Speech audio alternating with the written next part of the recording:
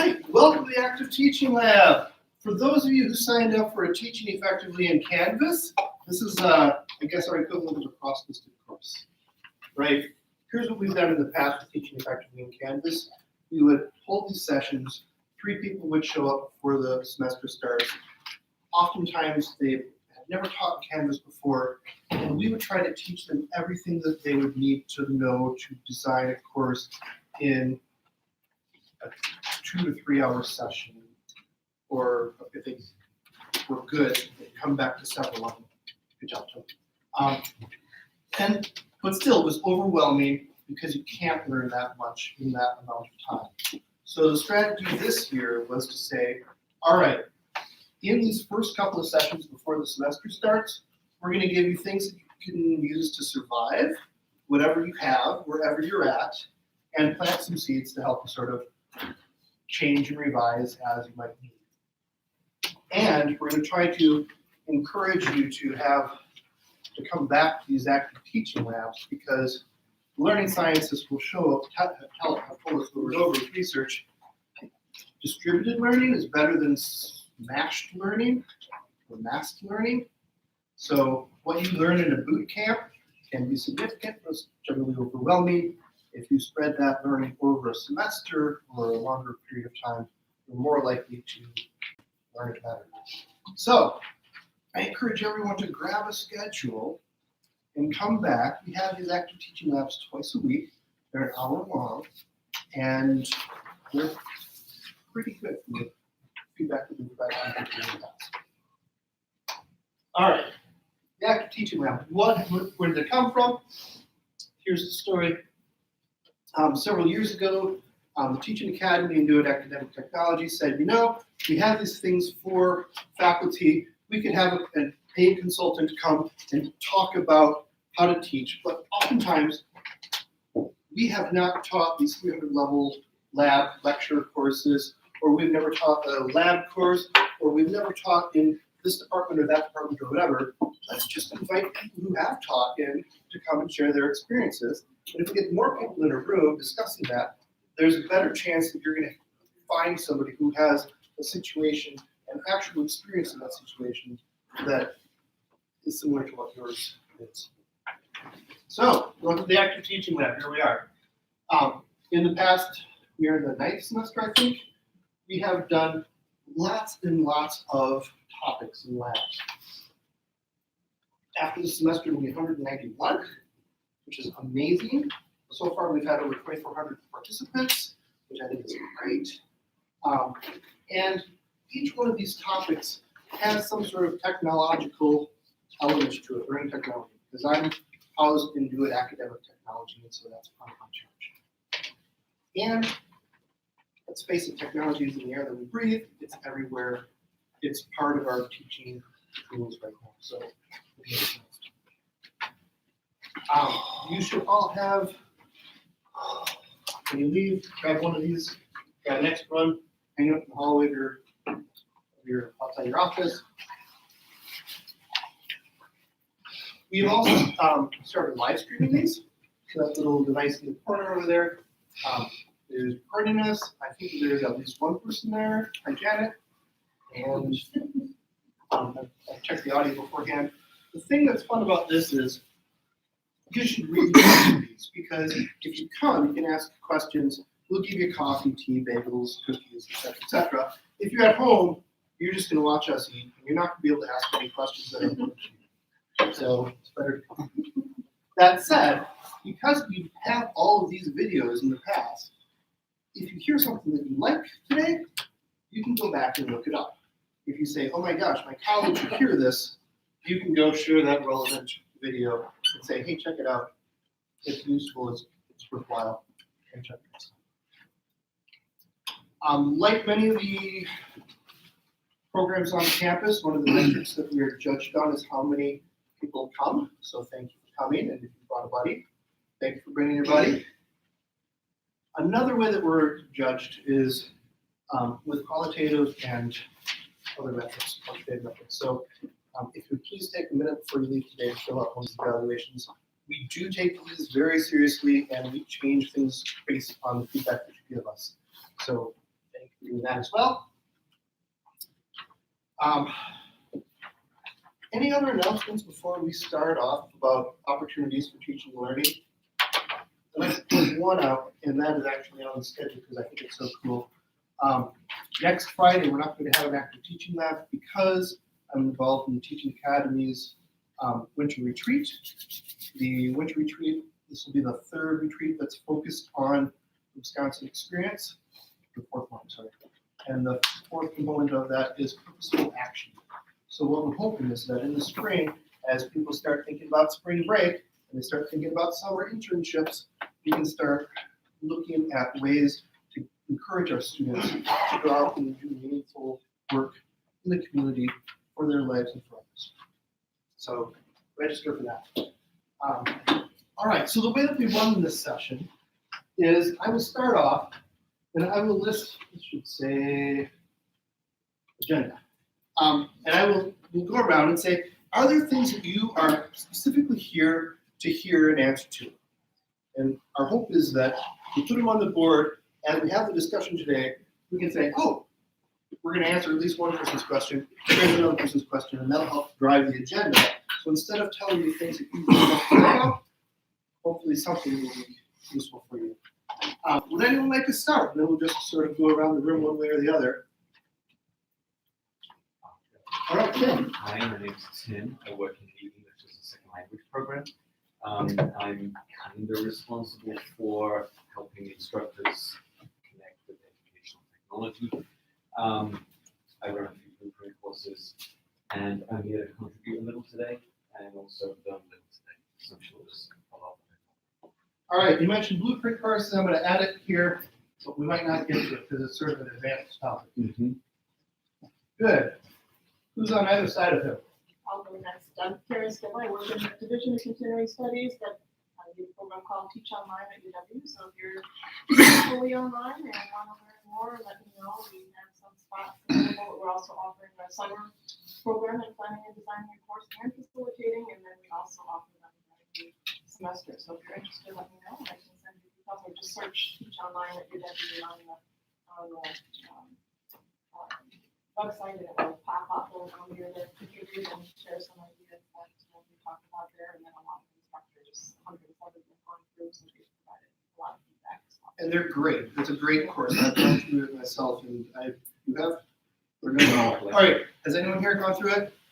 You should. It's amazing, and it gives you a chance to be a student in an online course, and then it gets meta because you start talking about what you experienced there and how you might do it for your own course. So it's very good. All right.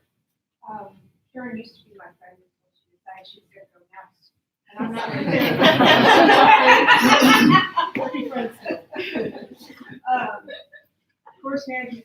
So I'm also supposed to share some of the course management things that we've been doing. I have quite a number of different varieties from traditional to completely online and everything in between. So most of what I have is what we've learned from our mistakes, and I would love to hear what other people have learned from their mistakes along the way, so that we can all be making good mistakes. Or better mistakes. Or better mistakes, or different mistakes. I'm Dave Hansen. I'm in economics, so I think I'm mostly interested in learning what I don't know. So I don't know any particular goals. All right, but I guess I tend to use Canvas mostly as a place for parking files and stuff for people to access. I'm trying to get better at using it. And it's a great place to start, and that's what learning management systems have been in the past. You put things on there, you put the Gradebook on there, and that might be the extent of it.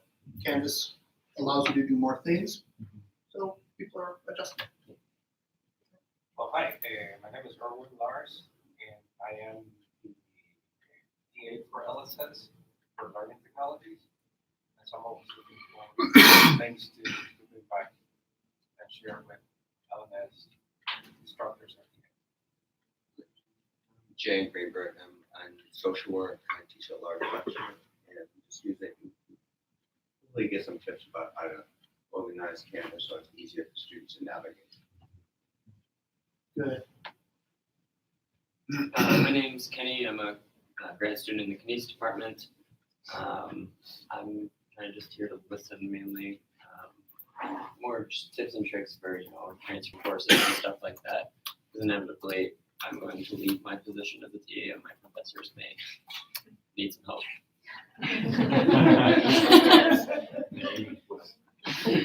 I'm Abby. I'm a grad student in the sociology department. I'm going to be lecturing a course this semester. I'm also looking for kind of navigation, ease of navigation and ease of use for the students so that it's not a hindrance to them accessing course content and assignments, but actually very intuitive.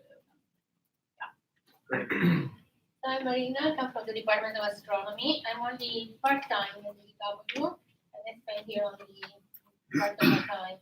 My main appointment is for research and not for teaching. So it's only the second time in a very long time that I teach at the DW after many years. And so I never used Canvas before. This semester I'm going to teach a course, astronomy class for engineering and science majors. So with some mathematics, but simple, and not a basic class, but with some rigor in it. And I would like to learn how to use Canvas to make material available, lectures, and everything for the students. I'm going to have about 30 students. Okay. Good, thank you. Thank you. Yeah, hi, I'm AJ Krill. I work at academic technology here in DeWitt with a pre-college high school technology-focused program called ITA, or Information Technology Academy. So we have students up north in Oneida and Lac du Flambeau, in which we teach online courses. And then we use Canvas to organize and teach to a certain extent here in Madison with our high school students here. Some things that, well, I'm here and active teaching that because every time I come, I learn awesome things and meet awesome people. So I highly encourage being here and not watching the video afterwards. Some things I do with Canvas is like replace things I've been doing using other systems. Just today I was working on, I had a spreadsheet in which I was keeping track of stuff for my class. And then I'm like, oh, I could do this with Gradebook better if I just kind of think through it a little bit more. So I can eliminate a whole system. So I'm looking for more of those. I know we covered like emailing or contacting students through that. It's harder with high school students, believe it or not. And there was one other thing. Oh, one thing I struggle with a lot, I'm not looking for the answer today necessarily, but overall I'm on a quest. How to like, our students will be in one course and then they'll be in another course, but they're still our students and might have all the same teachers. So how do we kind of like where are the barriers of the courses, and should there just be one big course that has different sections, or should there be like a tracking course and then like the separate courses, and just if there's any tools too to do that other than just our brains. Excellent. I put here Canvas Beyond Courses because your uses non-UW timetable courses, and actually it can be used for research groups and labs as well. Anybody with a net ID can use it for other sorts of the herding of the cats, because it's a university supported system. So grab a Sandbox and use for that. My name is Pete Vallejo. I'm also from AT. I'm in a group called Software Training for Students that is student peer training that's got a technology focus. This semester, actually last semester, we moved from a mishmash of things for keeping track of all of our course and sort of training things onto Canvas, and it's been a lot easier for students. We're using a lot of platforms that it turns out students didn't like or actually use, and now we're using something they're familiar with already.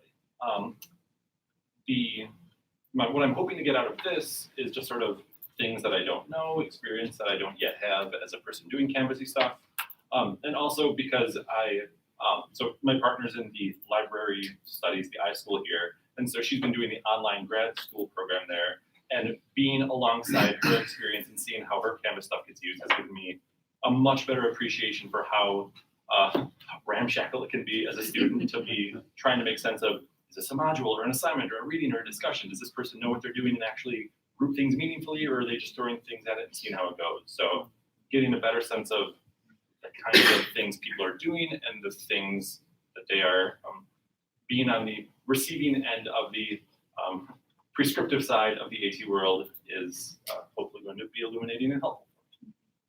Great, thank you. Yuyan. My name is Yuyan. I work in the Department of Medicine. I'm the course administrator for this one med school elective course. It's called Clinical Therapeutics. This is our second year using Canvas, and we have 150 students this year. So it's entirely online, asynchronous.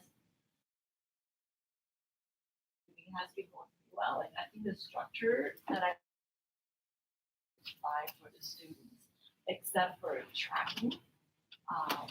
We went into last year where the students couldn't really, because we use a different grading system. It's kind of like a point system. You get 1 point for each thing you do. So, so that's like almost the only complaint that we got from the students is that they couldn't tell how many points they've gotten because the gradebook didn't do exactly that. Because of the written assignment. I don't know if you guys know, like if you submit something, it says a T instead of a point until it's instructor grades it. So I guess I would like to learn more about the course analytics that I think is kind of new, and see if there's anything there that would actually help me because I'm responsible for like kind of tracking what students are doing, or like if there's a problem, I need to go and find out specifically like what the student has done or hasn't done. Great. So that's one area that I think. I'm Sid Freitag with Do It Academic Technology. I work closely with John and in our blended learning programs, blended UW, blended learning fellowships, and I'm here to listen to what people are interested in, what questions you have, and just to observe what people want to know. I'm Ed Boswell. Sorry, I forgot to get a name tag in the soil science department, and I've TA'd for Nick intro soils class in the past and built the Canvas learning module. So I'm just here to learn more about that. I think last year we expanded our offerings with some of our assessments online, and that worked out really well, streamlined a lot of what we did in the past. I think we'd like to learn, or I would at least learn more about analytics, as you mentioned, and just other strategies to kind of get assessments on Canvas, but still be, have some sort of interactive value as well, and not just an online quiz or something like that. And then I'm also developing a professional master's program. So in the future, I'd like to learn how, again, I think AJ brought it up, if there are options to coordinate the entire program through Canvas. That might be something for the future. Very good. Nick? I'm amazed at all the gadgets you guys have. I've never seen So you can read these? That's why it comes. We try to bring a smile. I got a couple roles on campus. This will dovetail into the last year. So first, I'm a professor in the Department of Soil Science, and we use, like Ed said, we've used Canvas pretty extensively. It's more than myself. But specifically, what I'm interested in is how to take Canvas from a course management system to, if you can even do this, but to use Canvas in real time in the classroom and gathering data. So I use a software called Poll Anywhere. You may have heard of it. To get real time polling of students, and it's very costly. Whether it works or not is always a crap, shoot. But so if there's any ways to use them in the classroom, that's why I'm here. And then more generally, I'm a faculty director of Math and Teaching and Learning Excellence Program on campus for assistant professors, and a lot of them are now coming to us, already have used Canvas, where in the past they were sort of getting on board, and now they're coming with some knowledge in it. So I'm here to gather. Good, and send them our way because we'd like to pick their brains on how they're using it. Yeah. Cliff, can you tell us about some of these sessions that you're doing this week and next week as well? Why, sure, John. My name is Cliff Cunningham. I work in the Learning UW team, neighboring or a sibling group with John and Sid. But we do a lot of the training that has been going on this week prior to now and will be going on next week as well. We've got 4 primary classes, beginners. We have one devoted to managing files, one devoted to the Gradebook and kind of looking at the options with grading. And then tomorrow morning, I'm teaching the only session this week of our 4th session called just tips and tricks. And actually, it wasn't until I was in class this morning, broadcasting and advertising this active teaching lab, and I realized, oh, course management tips for him. There may be a little bit of overlap, I told them, between what we do here and what we do there, but that's all good. But we're doing that this week and next week, so if you're interested, let me know. We got plenty of seats. So there are some large topics, and remember when I talked about trying to get so much covered in one thing? This is where Cliff comes in. He can go into a lot more depth and detail, or at least some of the courses. And Margaret. Hello, I'm Margaret Murphy. I'm new here. I'm a graduate assistant here with the teaching lab. I'm excited to be here. My background is instructional technology, so I have found my people. I'm also a student in the iSchool. Oh, excellent. Yeah. One of the things on the activity sheet that I really encourage you to do is we try to put together this one-page resource. And we try to keep it at one page, but what that's meant more and more is we have a lot of links to a lot more information. On the paper version, the links don't work. But in the first, the very top of the page here, there are instructions on how to get into our Canvas course. And our Canvas course has an embedded version of this, and all the links work on that. It's just a Google Doc, and embedding documents is one of the big tricks in Canvas. It lets the students see exactly what they need to do here. Because it's a Google Doc, any changes that you make on this in Google are live and automatic here. So you don't have to delete, download, re-upload another thing. You just make the changes and they show up here. The good practice with that is, in addition to embedding it, because some of them may be using a large projector, but a lot of them are accessing it on these types of devices. Give them their own link to add it in their own window. There are explanations on how to do that on the activity sheet in some of our past active teaching labs, which are down here in the middle part of the sheet. So, big tip number one, sort of the meta tip for today, use the active teaching lab activity sheets, and there's more information than you could possibly use on this, and it'll take you all years to digest all of this, I guarantee. The second thing is, down here, Cliff had talked about tips and tricks. There's a thing called 20 Canvas Tips and Tricks that I ruthlessly stole from Cliff and expanded on. So this is what he will talk about in his session tomorrow. I'm just going to not touch that today so that people can go time to that session tomorrow. That one, 1 o'clock. It's in the afternoon, 1 to 2:30. Great, so you can come to our active teaching lab tomorrow morning where we're going to talk about week 0 modules, which is another great tip.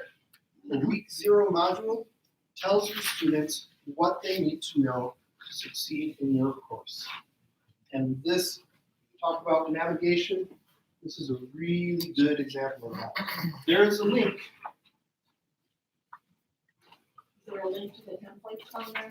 Yeah. I wanted to point out that a number of people collaborated on Canvas templates for those who were looking for ways to organize your course that not just have orientation materials, but how to set up your modules, and there's a fun quiz in there, how to help your students be successful, some activity ideas, discussion ideas. So if you don't know where to start, or don't want to start with a blank page in Canvas, you can use those templates to download and edit them the way that you would like to.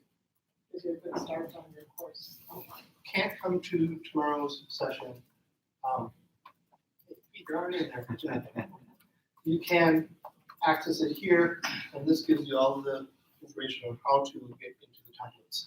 So templates are a really great way because templates also include that week 0 framework or set of modules that you can just fill in with your own personal information for your specific class. So that's good. All right, just quick raise your hand again. I don't do that. If you've not ever created a session in Canvas or a course in Canvas, you may be faced with beginning of the semester, they say, hey, here's your course for next semester that you're going to be teaching. you may be very tempted to go in there and start building and start changing that. Do not do that. Especially if it's a course that was already there or that you've taught in the past and you desire to learn or that you're inheriting from somebody else. There's an opportunity to create a sandbox course. Sandbox is like fun places where you can build towers, and if you knock them over, it's not a big deal, right? A live course or a course that's already been designed, if you knock over that tower, it may be hard to rebuild it. So get a sandbox course, and I think there's instructions on how to do that here somewhere on the activity sheet. I'm not thinking for sure. And build it there and break stuff and try it and get a friend to come and look at it, enroll them as a student, and have them try to break stuff. Things for student navigation, things that are very clear to us as instructors. Obviously, you do this, then you do this, then you do this. Maybe we have another student saying, I couldn't find X, Y, or Z, or I don't know where the homework is here. Have somebody else try it out.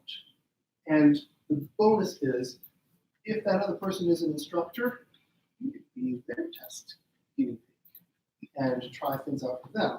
And you're going to learn stuff from their design. They're going to learn cool things from your design. It's very good. All right. Okay, two things I want to pick up on off of what John just said. If there's anybody in here besides me who has to cross-list a course, so for example, you have multiple sections of a course, a trick that I learned too late was to create a temporary section that you're also the instructor in before you cross-list the course. So if something happens when you cross-list it that you didn't expect, you still have a way to get back to the original course. I think that's in the instructions now. Okay. So that was one thing, and then John was just talking about having somebody else read it. I learned that you can never have enough different ways of getting to the same thing as far as links and whatever goes.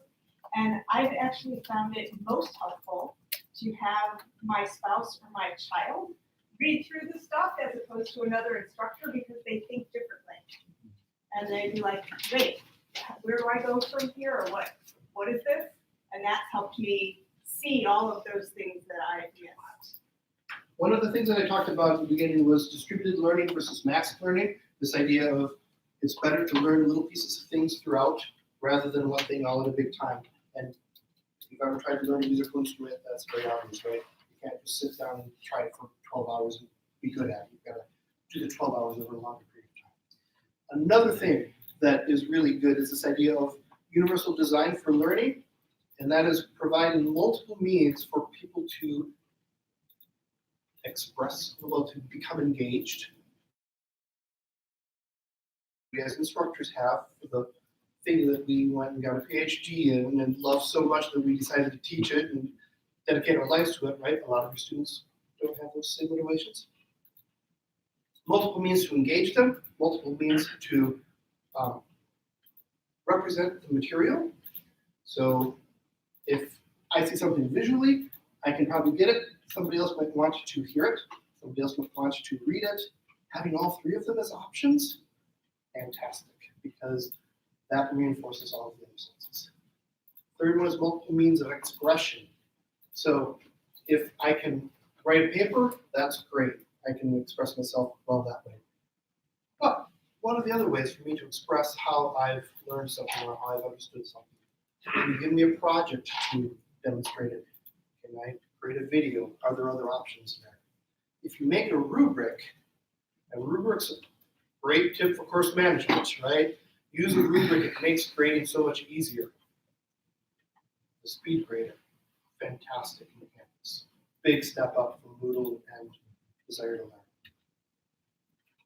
If I make that rubric broad enough, we're covering the topics and what is important rather than font size, things like that, then this idea of giving the students multiple ways to express that they understand things is a really powerful tool that helps them. And if you think about your colleagues, even if you're in the same department, the same specialty, you're vastly different, and you have vastly different ways of talking course students that as well. One caveat to the multiple means is another tip that Cliff will talk about tomorrow, I'm sure. All this stuff on the side here, right? One of the things you can do under settings is you can turn all that off.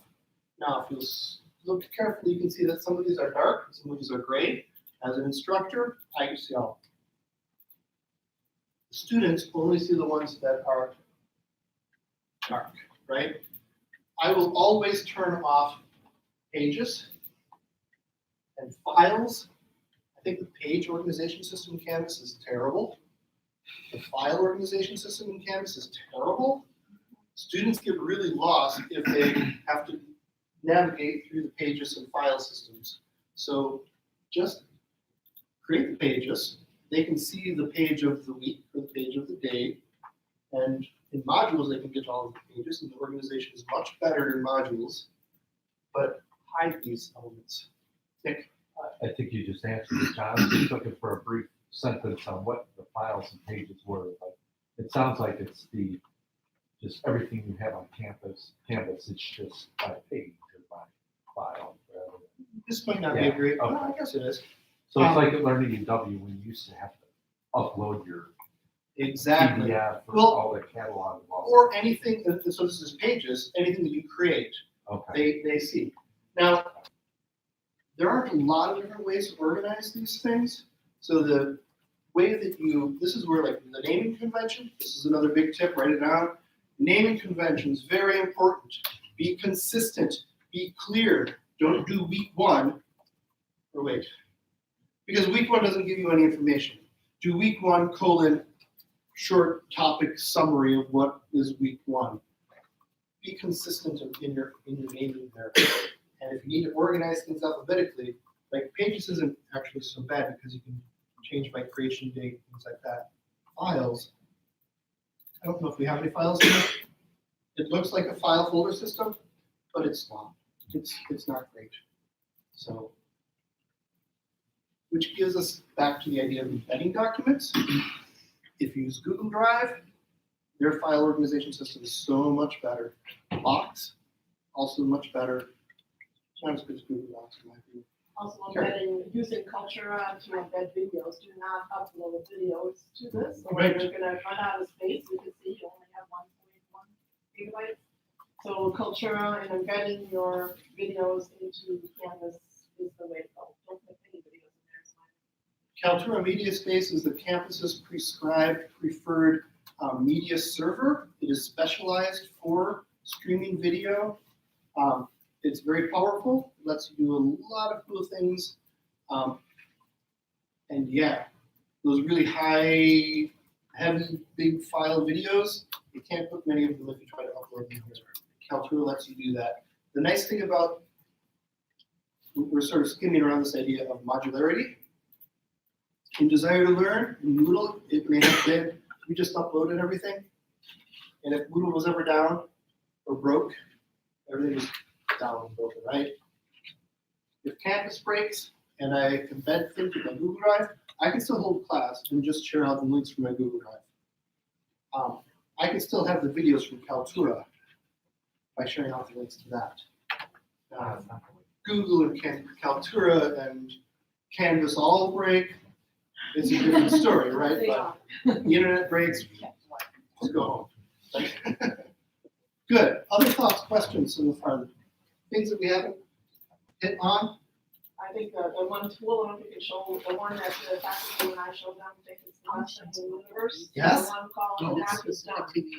There's a, you know, you show them how to do that, but it helps students keep track of where they are. You can on all of these pages have a place where your mark is done, so if you have a file system on your modules there, the student will see where they left off here. And as an instructor, if you go into student view, under settings, it gives you this little magenta box around your whole thing. You see on the bottom, you have this magenta box. And you can see, as I was talking about, all of the gray things are gone now, so it's a lot easier for students to navigate. It's not as confusing. But if I go to modules now, And I don't know if this works for me because I have, You have to go into the instructor view to set it up first and then. Oh. So you don't have it, you don't have the little button. okay, But, good. Boy, one thing about here, let me, on the activity sheet on the bottom, I forgot to mention this. This is tomorrow's. That's tomorrow's.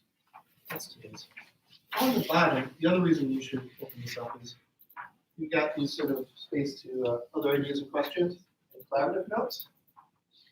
If somebody can go into that and add a link to how to do the mark as done, that would be awesome. I know that many of you are familiar with it and good, and that way other people can figure that out. The mark is done, it's for the student. For the students, but the cool thing about that, you were asking about tracking what students do. If your mark is done, you can also see then in the statistics what they check. But the key is they check that they did it, doesn't necessarily, you can't tell if they actually did do it, but they did check off that they did do that. So, mark is done for assignments when they submit assignments, and Cliff, you might want to explain that better than I can about what you can see in the, when you get your mouth full. But if they submit an assignment, you have mark is done and all of that, you can see a lot of the things that they submitted, even if they haven't been. And that's interesting. To be honest, I've never discussed or considered it from the perspective of an instructor. I've just mostly as a student tracking tool. Where am I? There's all these readings.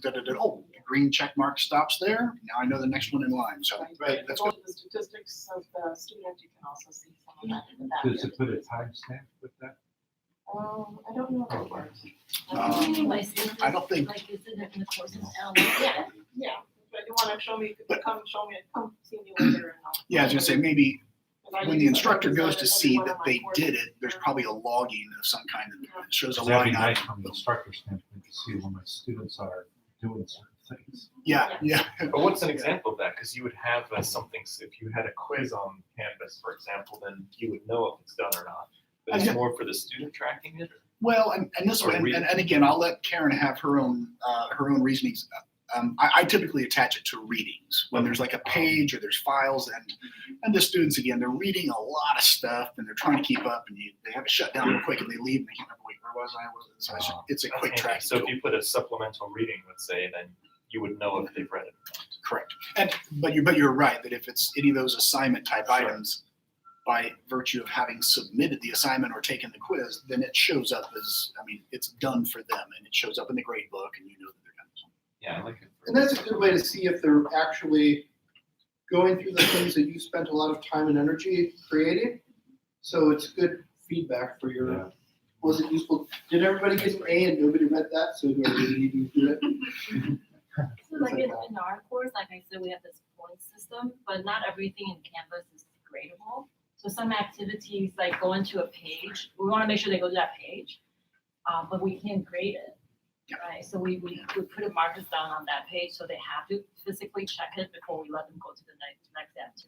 I mean, they could also just skip what's on the page and check that right away. But it's like one step, at least they have to like. Oh, they mark it as done. So the Right. student actually marked, it's not the computer system marking it if it came up on the screen. Correct, they have to actually check that off, and also we set the module, we set like the content of the modules up in a way that they can't go to the next activity unless they actually check that off. So they could go through all the readings and just go. They could. Yeah, they could Theoretically. rely. Just like they could also just open them and close them, open them and close them. Could do the same thing. But the nice thing by making it a manual issue is that, I'm not done with this article yet. I gotta go, I'm gonna close the lid, I'm Or if gonna it has log a out. timestamp, you can see some. Or you could, I think 301 used to do that, where before you could take the quiz, you had to have Yes. read this chapter. You had to have read these sections. So Cliff has added the link to how to. You're right. This is where I've got my head as well. Like the thing, I've been working in Canvas for 3 years and I have not really thought about how to set something up as an instructor for mark as done. And I say this just to illustrate that you're not going to learn everything today. Yeah. That's okay. Tomorrow, ask me how to do this and I might still not know. But there are resources, and this actually reminds me of another great tip, which is community.canvaslms.com. Or if you're in your Canvas course, there's this little thing called help. Yay! And ask the community if you plug for the community. The community is not just Canvas help desk people spewing the company line and saying, it's all wonderful, do this, and they point you to a direction that's not related to what you're doing.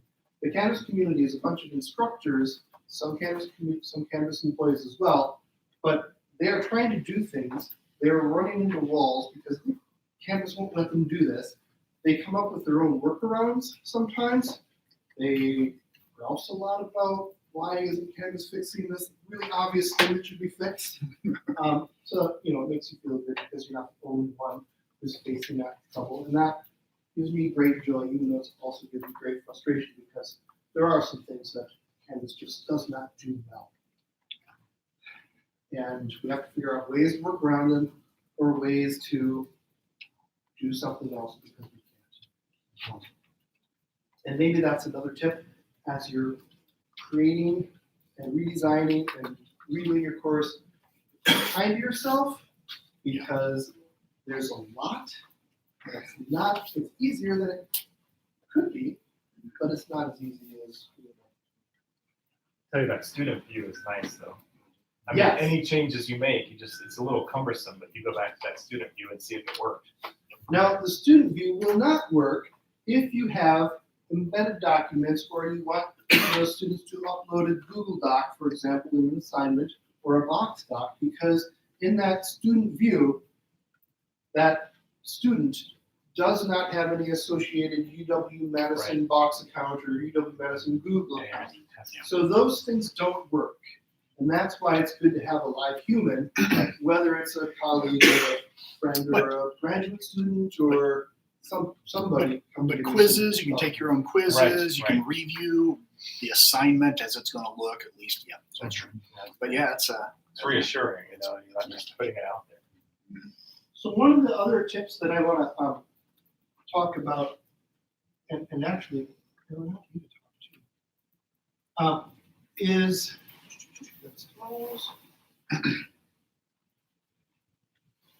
on our 5 big tips here. This one, ask your students. You teach a handful of courses, and you teach them from your perspective. Your students take dozens of other courses, right, in their career here. They have seen many more courses probably than you have. They've seen different ways that different instructors do things. Some of them work really well, some of them work really terribly.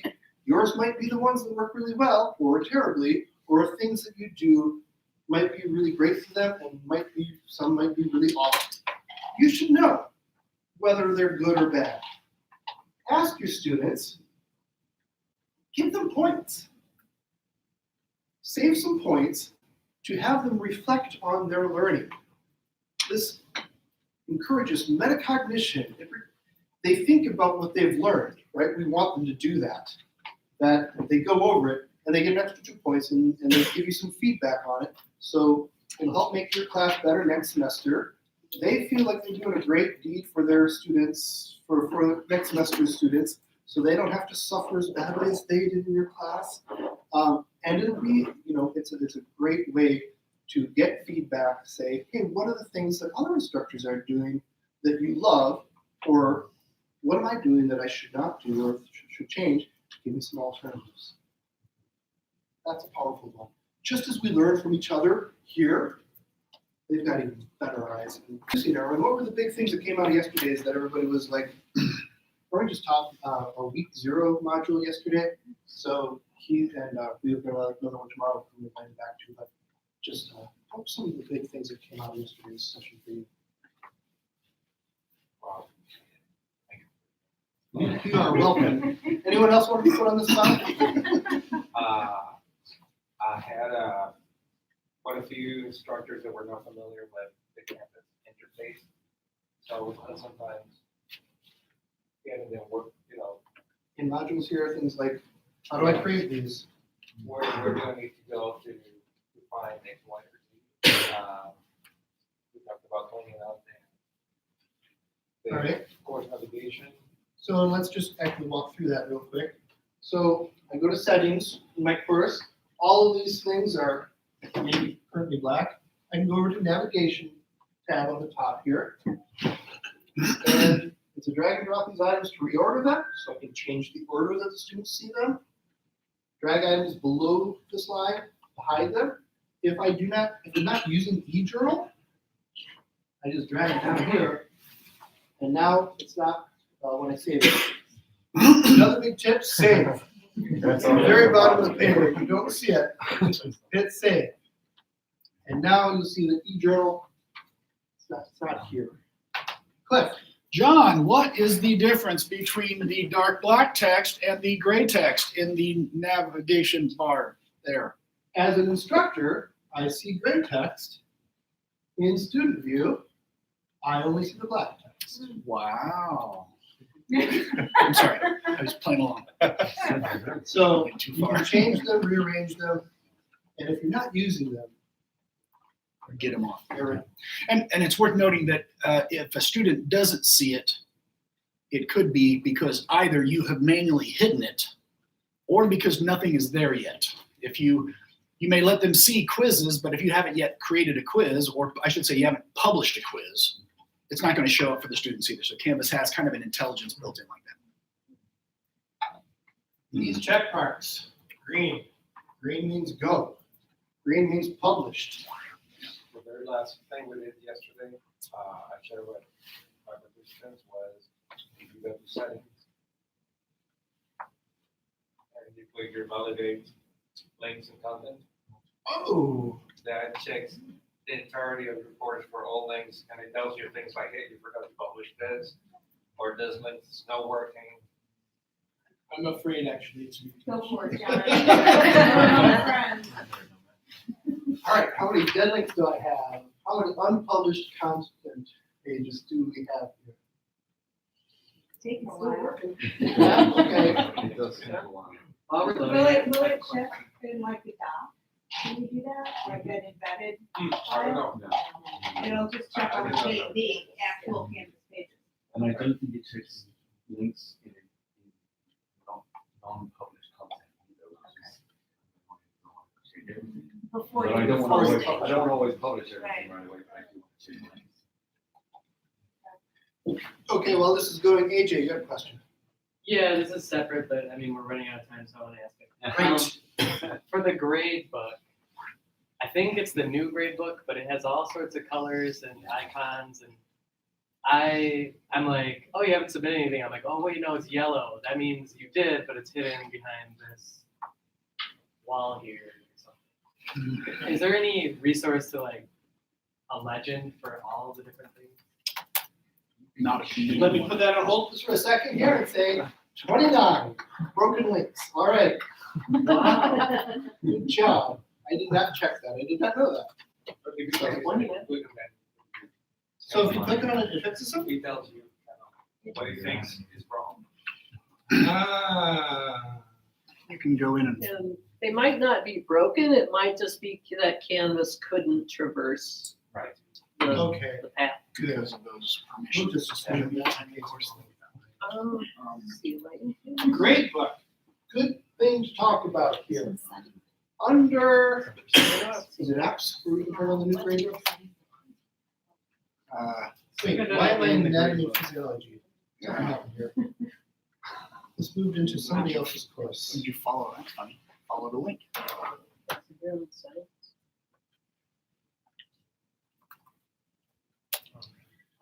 Careful not to change other people's courses. All right, so back under settings in my own course, I can go to feature options, and this gives me a few more things that you might not know about. There is a new grade book that AJ talked, new grade book and actually new quizzing that is coming out.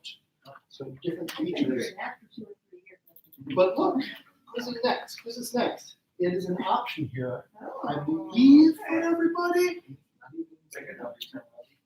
It was available at one point, but I think we've actually had it turned off at the master level. It's off, but it doesn't give me the option. Yeah, so it's, It is supposed to be turned on this semester, once they finish working through the last of the things, and we have an update on quizzing updates, campus quizzing updates coming up in the second half of the semester. At that one, we will have all of the information about different options of quizzing. And we've invited the people who know, so not just me talking, but other people. So is the new gradebook worth exploring, or is that?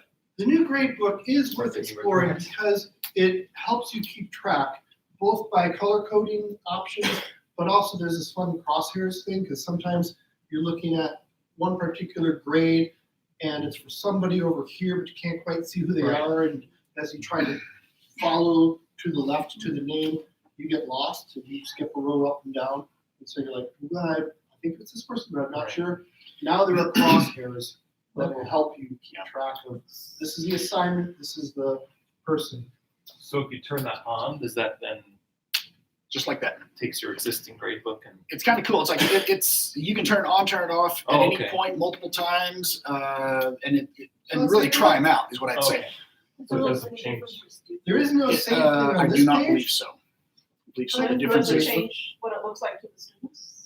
yeah, I don't believe so, and I should probably put a qualifier on that. I don't. We don't think it have a lot does. of assignments right now. Yeah, but certainly to you, it'll look a little different. Yeah, you can do some extra sortings. This is the new one because the action, the view, the gradebook, those drop downs, that's different than the way it's laid out. There's not a lot of new functionality. There's kind of different sorting and filtering options there. You can filter by sections now, which is relatively new, but I think they may have activated that for the old one.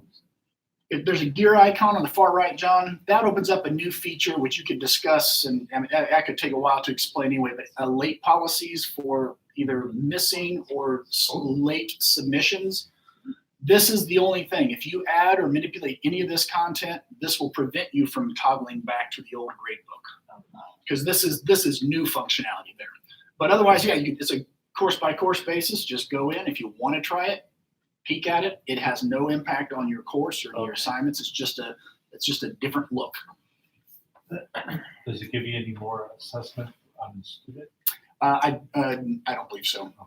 Yeah, that's that. Something that it does do that I really like in the new gradebook is that if you go to a particular assignment and there's on top a little disclose button, you can click on it and it gives you sets of options. Among them, there's one that says you contact students who, and then you can email the students with several choices like haven't submitted That's right. a Wow. score less than X, and so you can, and it will like Because I'll tell Send you, it that's to- one of the things that I love. What sold me on campus finally was that you could go to the analytics on a student when they come into your office and they start saying, well, I handed that in and I didn't. I go, well, we click it and you see those graphs of when they engage with your student. I mean, That is nice. that way will let you send an email to specific students who meet activity. So course analytics, right here on the right-hand side. And even. And this is getting better, right? So it wasn't all that great. In Desire to Learn, not so good at all. In Canvas, it's better. We don't have a lot of activity in this course right now, but if I wanted, I would go pick from Martine. Oh, again, can I pick from you? Cliff. So we go into Cliff here, and we can see individually, has he done any page views? Has he done any participation? I was sick. Is he communicating with us? You know, what's going on there? There's up in the top corner there, this little individual or graph view. So you can look at it in different ways here. You can go to the next person, to the previous person. It's again kind of a nice way to be able to, and then here's your whole class view, merging sort of like my top page view. Good job, March. And you can go into particular assignments and get histograms of the scores and distribution, and outliers. So yeah, Go that's to what a it's like. specific page and see how, like which ones of your students have been to that page. Is that where I do all this stuff? So this spring, there's another department in Good Academic Technology called Learning Analytics, and they are having several events. They are also working on, and right now it's in beta, Not from yes, but okay. It is in beta that they're looking at, they can give you a heat map of, and they use, what's that? Big analytic program for big data. R. No, it's on campus and it's a more visual. Tableau. Tableau, thank you. It uses Tableau to give you like heat maps of like, what time of the day are the students looking at the course content? And how many of them are looking at it more than one time, or fewer than one? Lots of different times. So there's a lot of more information that should be moving out of beta into production this semester. I have a question that maybe you guys can help me with. Yesterday, I have an instructor who has this class on the,